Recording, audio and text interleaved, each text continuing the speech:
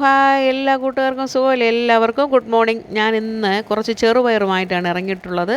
രാവിലെ കുറച്ച് ചെറുപയർ വെച്ചു. അച്ചമ്മേരെ പുട്ടും പയറും പപ്പടവും ഒക്കെ ഉണ്ടാക്കാമെന്ന് വിചാരിച്ചു.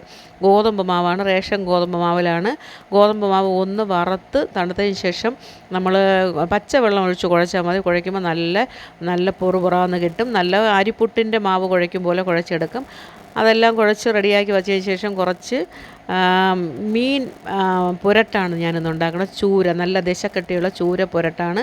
അതിലാവശ്യത്തിന് ഒരു സവാള, കുറച്ച് ചെറിയ ഉള്ളി, ഒരു കഷ്ണം ഇഞ്ചി, ഒരു 5-6 കഷ്ണം വെളുത്തുള്ളി, ഇതെല്ലാം കൂടിയിട്ട് നല്ലവണ്ണം ഒന്ന് മൂപ്പിക്കണം. അത് നല്ലവണ്ണം മൂത്തതിന് ശേഷമേ തക്കാളിയും പച്ചമുളകും ഇടാൻ പാടുള്ളൂ. അത് നല്ലവണ്ണം ഒന്ന് വശക്കിയെടുക്കാം. കുറച്ച് മീനേ ഉള്ളൂ. പിന്നെ ആവശ്യത്തിന് ഉപ്പിട്ട് കൊടുക്കാം. ആവശ്യത്തിന് ഉപ്പൊക്കെ ഇട്ട് നല്ലവണ്ണം ഒന്ന് ചൂടായതിന് ശേഷം നമുക്ക് പച്ചമുളകും തക്കാളിയൊക്കെ ഇട്ട് കൊടുക്കാം.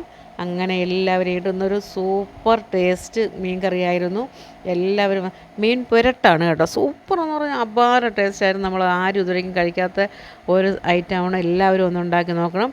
ഇനി അതിലേക്ക് ആവശ്യമുള്ള മുളക് പൊടി, മല്ലിപ്പൊടി, മഞ്ഞൾപ്പൊടി, ഗരം മസാല, ഒരു 2 സ്പൂണ് നല്ല കുരുമുളക് പൊടിച്ചതാണ്, വീട്ടിലെ കുരുമുളക് പൊടിച്ചത്. ഗരം മസാല ഒരു 1/4 സ്പൂൺ മാത്രമേ ഇടാവൂ. അതെല്ലാം നല്ല മൂത്തതിന് ശേഷം അതിലോട്ട് നമുക്ക് ഈ ചൂര, നല്ല ദിശക്കട്ടിയുള്ള വെള്ള ചൂരയാണ്, അതിനെ അങ്ങ് വാരിയിട്ട് കൊടുക്കാം. പിന്നെ ഒരു കാര്യം വിട്ടുപോയി, ഒരു കഷ്ണം കുടംപുളി ഞാൻ ചൂട് വെള്ളത്തിലിട്ട് വെച്ചിട്ടുണ്ടായിരുന്നു, അതിനെയും കൂടെ ഒഴിച്ചു. പുരട്ട് റെഡി. കുറച്ച് വെളിച്ചെണ്ണ, ഒരു 2 സ്പൂൺ വെളിച്ചെണ്ണയും കറിവേപ്പിലയും ഇട്ട് നമ്മൾ ചിക്കൻ ഉണ്ടാക്കുന്നത് പോലെ ഇട്ട് വെച്ചു. അങ്ങ് റെഡിയാക്കി ചിക്കനായി. അപ്പം രാവിലെ ഉണ്ടാക്കിയ പയറിൻ്റെ കുറച്ചെടുത്ത് തന്നെയാണ് ഇന്ന് തോരൻ വെച്ചത്. ഇനി വേറെ ഒന്നും ചെയ്യാൻ വയ്യ. അങ്ങനെ മീൻ പുരട്ടും പൊരിച്ചതും പയർ തോരനും രസവും സലാഡുമായി ഇന്നത്തെ ദിവസം കഴിഞ്ഞു പോയി. അങ്ങനെ വൈകുന്നേരം കുളിയൊക്കെ കഴിഞ്ഞതിന് ശേഷം ഒരു ചെറിയ പഴക്കേക്ക് ഉണ്ടാക്കാമെന്ന് വിചാരിച്ചു. എല്ലായിടവും എന്താണ് ഉണ്ടാക്കണമെന്ന് അറിഞ്ഞുകൂടെ. ഒരു 200 ഗ്രാം ശർക്കര ഒന്ന് മെൽറ്റാക്കിയതിന് ശേഷം അതിലോട്ട് നമ്മളെ ഒരു 1/4 കിലോ ഗോതമ്പ് മാവ് ഇട്ട് ഒന്ന് നല്ലവണ്ണം കുഴച്ചു. ചൂടിൽ തന്നെ കുഴയ്ക്കണം.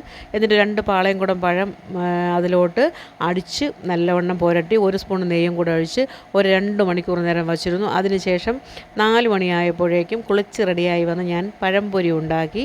പഴംപൊരിയും ചായയും എല്ലാവർക്കും കണ്ടല്ലോ, സൂപ്പറായിരുന്നു. നല്ല അടിപൊളിയാണ്. നമ്മൾ ചൂടുവെള്ളത്തിൽ ശർക്കരയൊക്കെ ചൂടോടെ ഇതിലൊഴിച്ച് റെഡിയാക്കുമ്പം ടേസ്റ്റ് കൂടും.